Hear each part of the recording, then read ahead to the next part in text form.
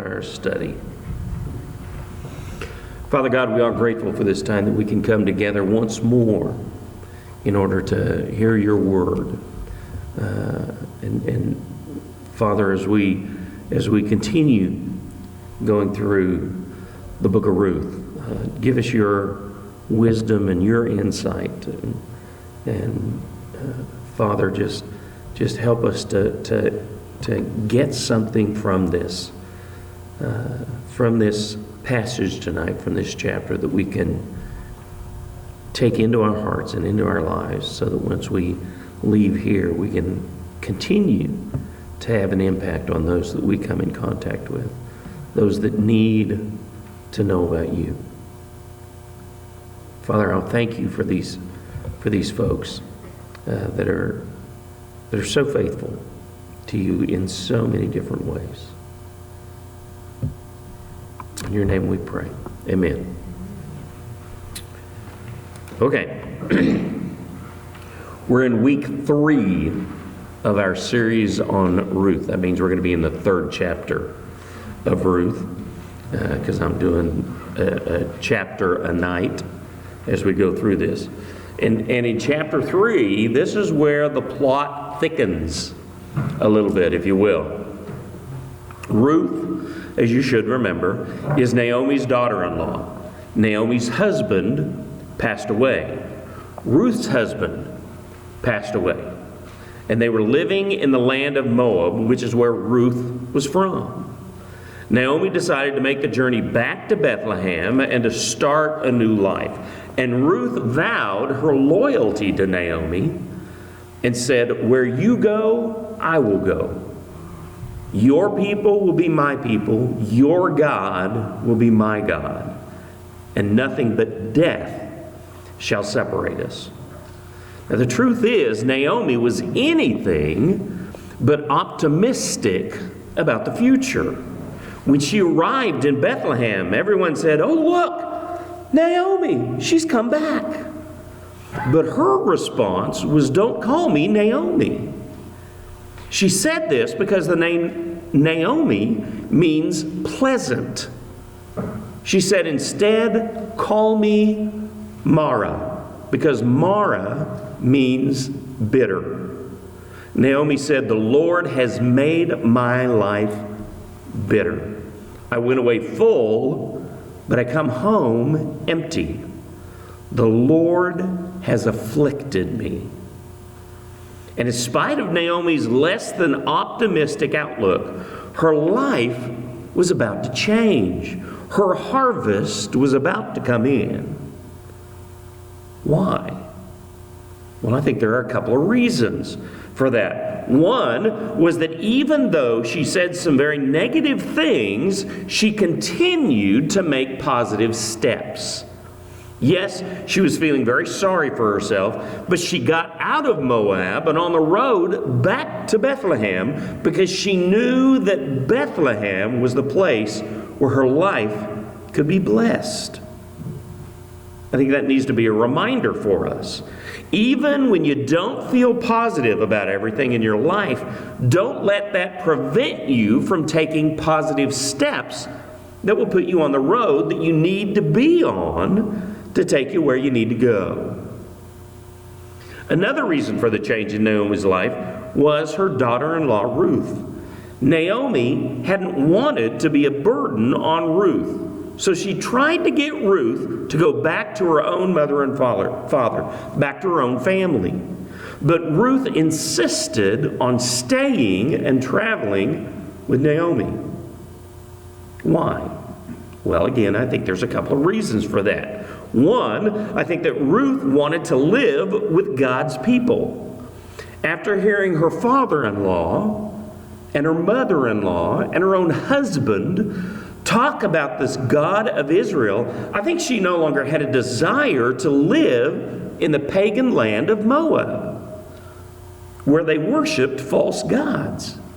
She wanted to live in Bethlehem, where she could worship the true God in the presence of God's people. Secondly, Ruth also felt tremendous love and loyalty for Naomi.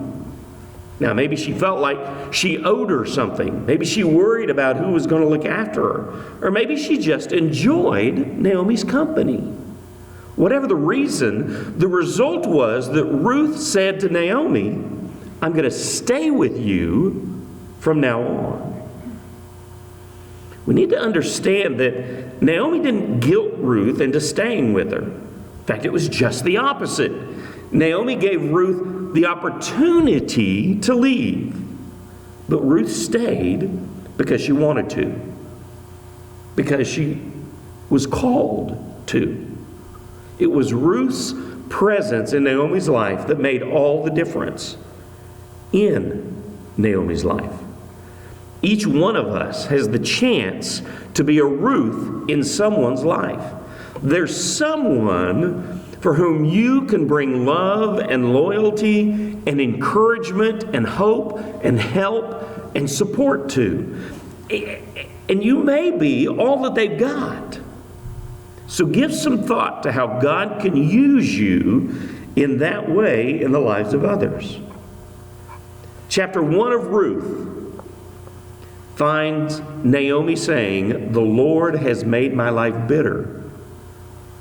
In chapter 2, we begin to see some change.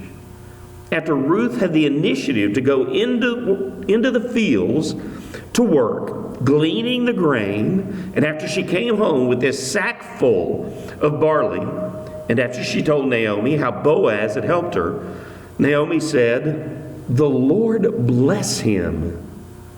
And then she talked about what a wonderful man Boaz was. Do you see what was happening? Little by little, Naomi was beginning to abandon her pessimism. Little by little, she was beginning to look a little more optimistically towards the future. And now we arrive at chapter 3. And the tables have now turned. Now Naomi begins looking after Ruth. She devises a plan that's going to ensure a good future for her daughter-in-law. This chapter references some ancient cultural traditions that aren't necessarily easy for us to understand. So today I want us to work our way through this story, stopping here and there to clarify some things that may be curiosities for us. And then at the end, we're going to talk a few minutes about some lessons that we can get from this. So tonight's lesson is a little different than what I usually do, okay? Because we're going to go through this whole chapter first, kind of this overview of chapter 3. I'm going to read through the whole thing, stopping and want to talk about some of this stuff, and then we'll have 3 points right at the end. So we're in Ruth 3. Look at verses 1 and the very beginning of verse 2. Ruth chapter 3, starting in verse 1. It says, Ruth's mother-in-law, Naomi, said to her, "My daughter, shouldn't I find security for you so that you will be taken care of? Now, isn't Boaz our relative? Haven't you been working with his female servants?" Now, in the previous chapter, Boaz was referred to not as a close relative, but as a kinsman redeemer. A kinsman redeemer was a man who volunteered to take responsibility for his extended family. In that time, it was a custom that if a man died leaving behind a widow, it became the responsibility of the next of kin, presumably his brother, to marry the widow, to care for her financially, going so far as to even provide her with a child so that the dead guy's name and family line could continue. That tradition seems kind of strange for us today. But we need to remember this was over 3,000 years ago in a land far, far away. There was no Social Security. There was no life insurance. This tradition was established so that the most vulnerable members of society, that was the women and the children, could be provided for in the event of an untimely death. This custom also made it possible for a man to have some peace of mind, knowing that if he died before his time, his wife and children were going to be taken care of. It was the next of kin's responsibility to provide for a man's widow and her children. But sometimes there was no next of kin. And sometimes the next of kin wasn't necessarily financially secure enough to take on that added responsibility. Therefore, each family group, had kinsman redeemers, men who were affluent enough and good-hearted enough to look after family members who couldn't always look after themselves. A kinsman redeemer could pay off a family member's debt, or buy their freedom from slavery, or purchase property that a family member needed to sell, or marry a deceased man's widow. So when people were in trouble, they would often look to their kinsman redeemer for help. And as we're going to see in the next chapter, there were times when a kinsman redeemer would say no. However, the idea was that in taking on this role in the family, his inclination was to say yes whenever it was possible. Naomi owned property that had belonged to her late husband. It was a house. Maybe had some land too. We don't know. But it appears that the land had a lien on it, so that even though the property was in her name, she didn't own it free and clear. According to the custom at that time, Naomi could go to a kinsman redeemer and say, "Will you buy back my land and take me as your wife? Take care of me for the rest of my life. If we have children together, great. If we don't, then when I die, that land will go to you and go to your children." She could have done that. But she had seen how Boaz had treated Ruth. If you remember from last week, he was more than just a little smitten with her. He fell all over himself, making sure that Ruth was taken care of in the fields. So Naomi's reasoning went something like this: there's no better man than Boaz. He seems to have an interest in Ruth. I can make sure that Ruth is taken care of and that she has the happiness that she deserves. And if she's taken care of, then I'll be taken care of. Now, this is the same woman who a couple of chapters ago said, "Call me bitter, because the Lord has afflicted me and given me so much suffering." Now, instead of trying to redeem her property and gain a husband for herself, which she had every right to do, she sought instead to gain a husband for her daughter-in-law. Last week, I quoted a verse by Warren Wiersbe. It said this: "Our circumstances change for the better." No, if our circumstances change for the better, but we remain the same, then we will become worse. God's purpose in providence is not to make us comfortable, but to make us conformable to the image of His Son. Naomi's circumstances changed, and she ended up becoming a better person. Obviously, it would have been better if Naomi had been optimistic the whole time. She could have saved herself a lot of misery. But she didn't continue to compound her mistakes. When things got better in her life, she got better. You'll find this to be true in your own life as well. In the midst of your own self-pity, God will often send something your way that you really haven't done anything to earn. And even while you're moaning and groaning and feeling sorry for yourself, He's going to bring a blessing into your life. He does this to give you a chance to change your attitude.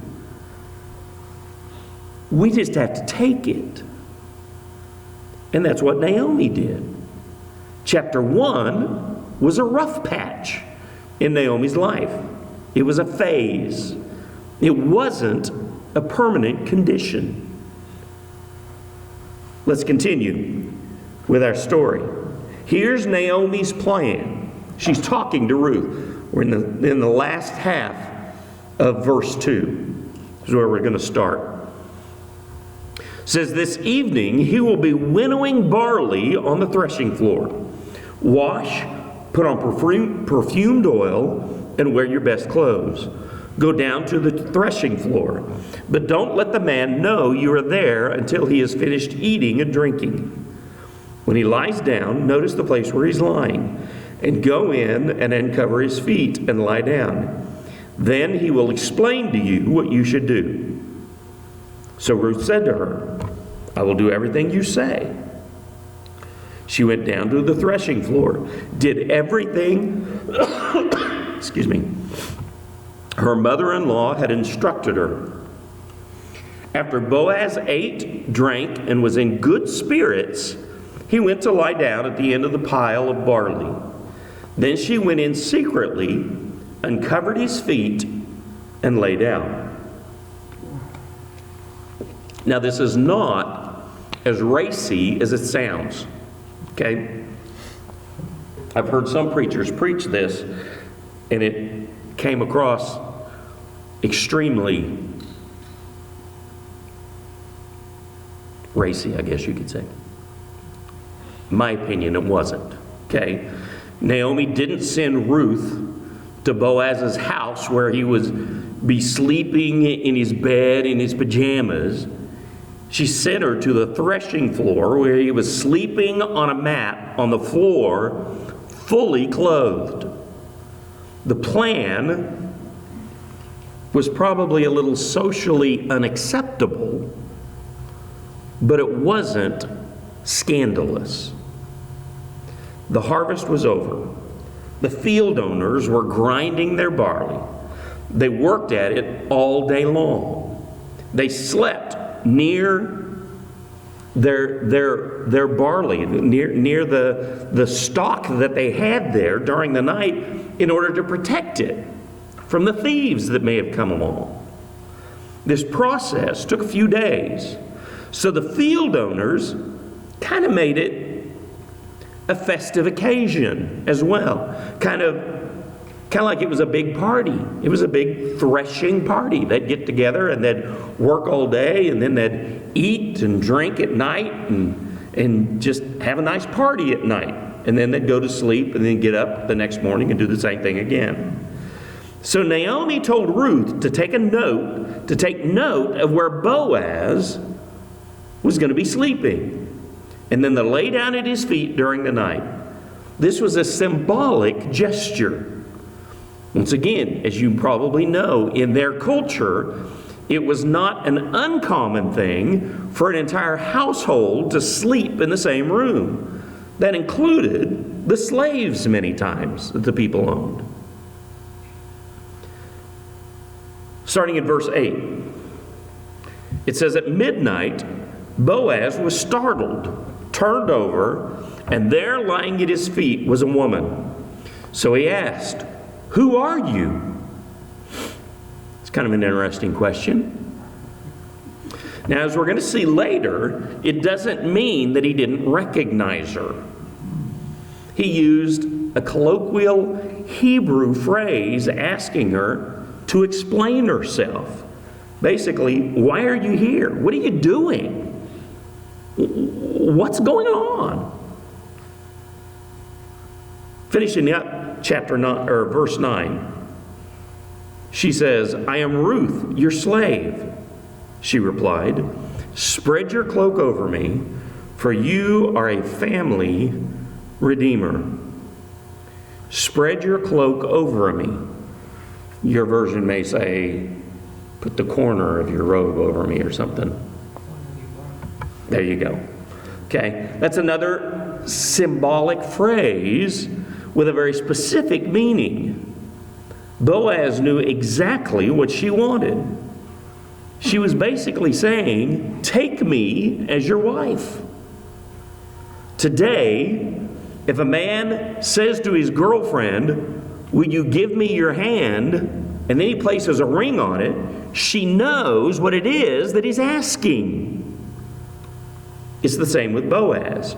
Ruth's words and actions made it clear what she wanted. I want to be your wife. Look at verse 10. It says, then he said, may the Lord bless you, my daughter. You have shown more kindness now than before, because you have not pursued younger men, whether rich or poor. This shows how much Ruth and Naomi looked out for one another. Naomi could have sought out a kinsman redeemer and husband for herself, but she was worried about Ruth. Ruth, on the other hand, would have been within her rights to seek out a young man closer to her own age, to start a new life with him from scratch. She would have had no obligation to see that Naomi was provided for.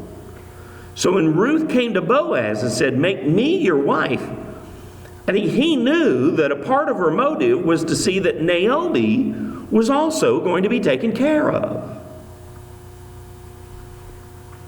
Starting in verse 11. It says, now don't be afraid, my daughter. I will do for you whatever you say, since all the people in my town know that you are a woman of noble character. Then he brings up a possible snag in the plan.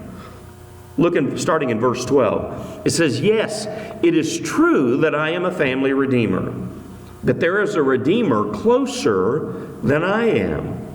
Stay here tonight, and in the morning, if he wants to redeem you, that's good. Let him redeem you. But if he doesn't want to redeem you, as the Lord lives, I will. Now lie down until morning. We arrive at a custom that we don't necessarily fully understand. That's because we've grown up with the idea that you marry the person you fall in love with. I imagine we all prefer it that way. But the fact is that 3,000 years ago, people lived differently and thought differently. In their culture, marriage was intended to be a more practical, functional agreement. Marriages were often arranged. You didn't marry the person you fell in love with. You hoped that you could fall in love with the person that you married. Therefore, according to the law, the kinsman redeemer closest in relation to the deceased man had the first right to redeem the property and take responsibility for the family, including taking his widow as his wife. So Boaz says to Ruth, I'm going to make sure this works out for you. Either way, you're going to have a husband and a home, and Naomi is going to be taken care of. Your future will be secure, either with him or with me. Now, the Bible doesn't say this, but I think Boaz was probably thinking, I hope it's me. Starting in verse 14.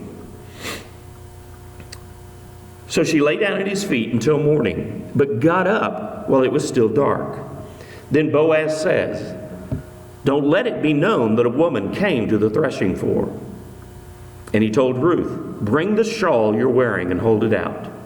And when she held it out, he shoveled 6 measures of barley into her shawl. And she went into the town.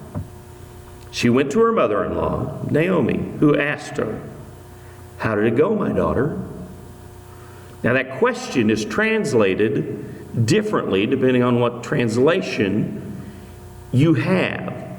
There was one commentary that I looked at that said that Naomi used the exact same phrase that Boaz had used when he found Ruth laying at his feet. Literally, who are you? Just like Boaz wanted to know what was going on, Naomi wanted to know what went on as well. In verse 16, last half of verse 16, says, Then Ruth told her everything the man had done for her. She said, He gave me these 6 measures of barley, because he said, Don't go back to your mother-in-law empty-handed. Naomi said, My daughter, wait until you find out how things go, for he won't rest unless he resolves this today. And that's where chapter 3 ends. Talk about a cliffhanger. Okay? Next week, we're going to see how the story resolves itself. Today, I want us to look very quickly at some things that we can learn from the events that took place in chapter 3. There are 3 lessons that I think this chapter teaches us. First of all, God can take care of you best when you're willing to take care of others. God can take care of you best when you're willing to take care of others. Naomi could have found a solution to her problems in such a way that it didn't benefit Ruth at all. And Ruth could have found a way out of her poverty in such a way that it didn't include Naomi. However, they both refused to turn their backs on one another. I read a story this week about a lottery, the Florida lottery that took place in 1999. There's a man named Edward Seward, lived in Alabama. He was a regular customer at the Grand Bay, Alabama Waffle House. Y'all like Waffle House? How many prefer IHOP over Waffle House? Yeah, me too. Don't ask JR that, because he's a Waffle House guy. I don't know. Anyway, are you too? Explains a lot, doesn't it? Anyway, I'm kidding. Okay, from time to time, he would run over to Florida, pop over to Florida, and buy lottery tickets, which he would then share with his family and friends, including the employees at the Waffle House, because he went there so much. Had a rapport with the waitresses and with the staff at the Waffle House. He was what you would call a regular, I guess. On March 6th, 1999, the day of the Florida lottery drawing, 3 of the Waffle House employees opened their envelopes and found non-winning tickets. The next day, 2 more employees came into work who hadn't been there the previous day, opened their envelopes, and lo and behold, Tonda Lynn Dickerson's envelope held a winning lottery ticket for $10 million. The employees at the Waffle House were ecstatic for their worker, for Tonda Lynn, but also for themselves, because they were such a tight group of workers that they had agreed that if any of them were to ever hit the jackpot, they would split the proceeds. Only that wasn't exactly what Tonda Lynn remembered. She refused to hand over any of her winnings, taking a finders keepers kind of attitude.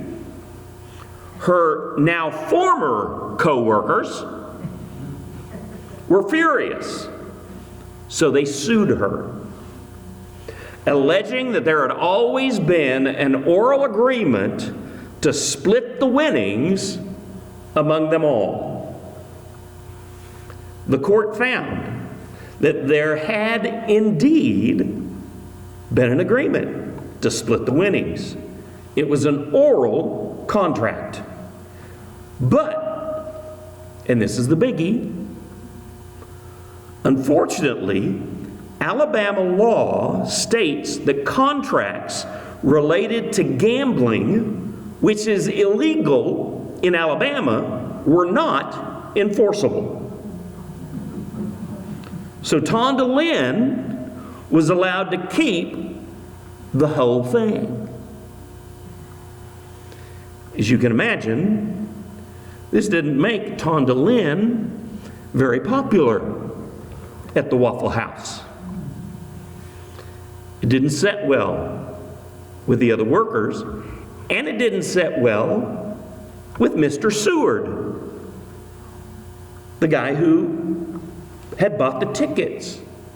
He was not only angry that Tonda Lynn didn't share with her co-workers, but also that he didn't get, and I'm not making this up, he didn't get the pickup truck that he claimed was always promised to him if any of the employees won the lottery.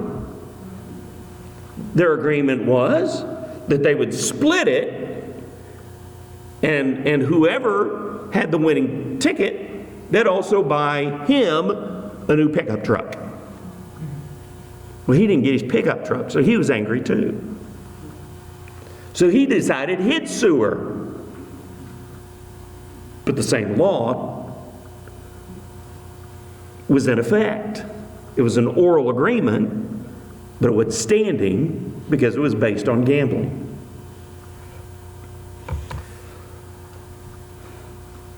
So it's your choice.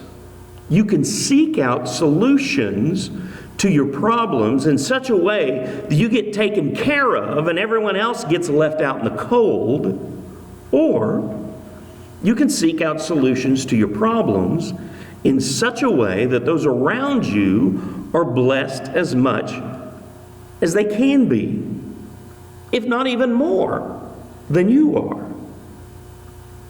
I don't imagine most of us would think getting $10 million in the lottery would be a real problem. I'd love to have that problem. It would be amazing if that happened because I don't buy lottery tickets. But whichever plan, and out of those two things, what do you think God's going to bless? Which plan's going to make your life better in the long run? When you make it your objective to be a blessing to others, God makes it His objective to then be a blessing to you. Here's the second lesson from this chapter. The right way often requires a calculated risk. Naomi's plan, which was sneaking onto the threshing floor, proposing marriage in the middle of the night, came with a few risks. Not only could Boaz have said no to the proposal of marriage, quite honestly, if he had not been a man so upstanding, he could have taken advantage of Ruth there on the threshing floor in the darkness of the night. He could have embarrassed her or shamed her, tarnished her reputation, simply ruined her chances with any other guy. That was a risk that was involved with this plan. Faith at times requires a calculated risk. Sometimes you have to take chances. Ruth couldn't spend the rest of her life sitting at home on a sofa waiting for Boaz to show up on the doorstep with some flowers and a box of candy. It wasn't going to happen. So Ruth was willing to take the risk. At the very least, the risk of looking foolish, in order to create for herself the life that she wanted to have. And the risk paid off. Boaz was moved by her boldness and touched by her sincerity. In order to create the life that you want to live, you're going to have to do more than just wait for the phone to ring. You need to look ahead to the possibilities. Put together a plan. Be willing to take a calculated risk. And here's the third lesson. that I think we can see in chapter 3. Not even the best plans go off without a hitch. You get the sense that Ruth didn't mind the idea of being married to Boaz. That's probably why Naomi suggested it. But there was a snag.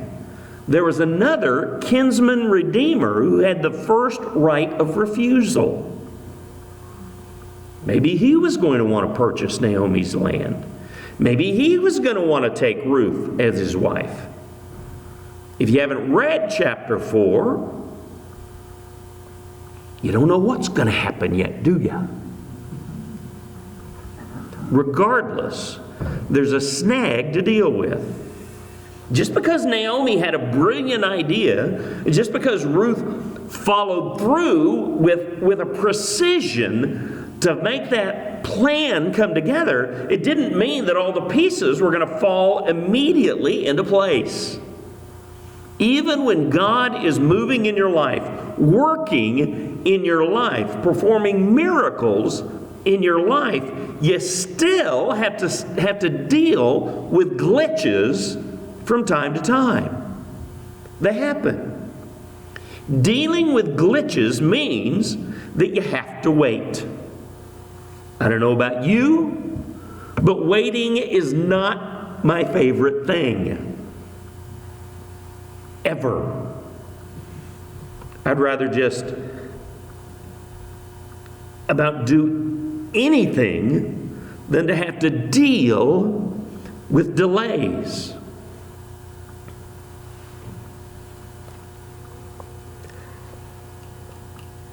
When I get up in the morning, depending on what Dawn has to do that day as well, depends on which one of us gets up and takes their shower first. I'm sure you all are familiar with that as well.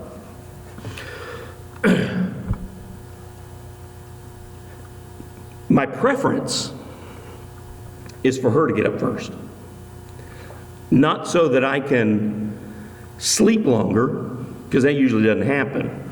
Once my alarm goes off to wake her up, Tuesdays and Thursdays, for example. Tuesdays and Thursdays, that's when she goes to preschool. She gets up at 5 o'clock every morning to start getting ready, get everything together, and to make it to preschool. Okay? On those days, she gets up early. Take, for example, this morning. She didn't have preschool, but she comes up to do kindergarten with Liam and Journey upstairs while the women's Bible study is going on.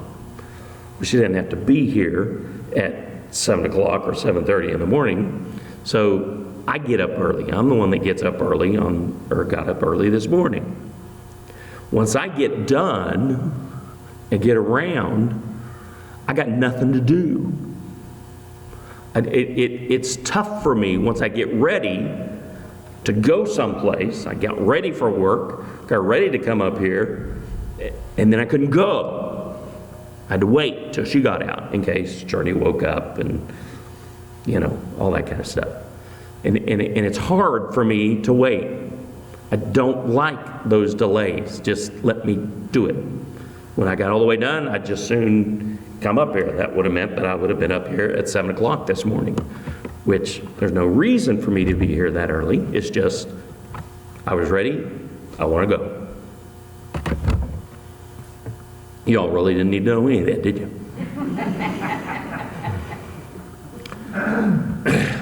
Then we can ask you to do so far at 7 o'clock. Well, you can. But if you want to experience God's miraculous intervention in your life, there are times when we're going to have to wait. You're going to have to deal with snags and complications and setbacks.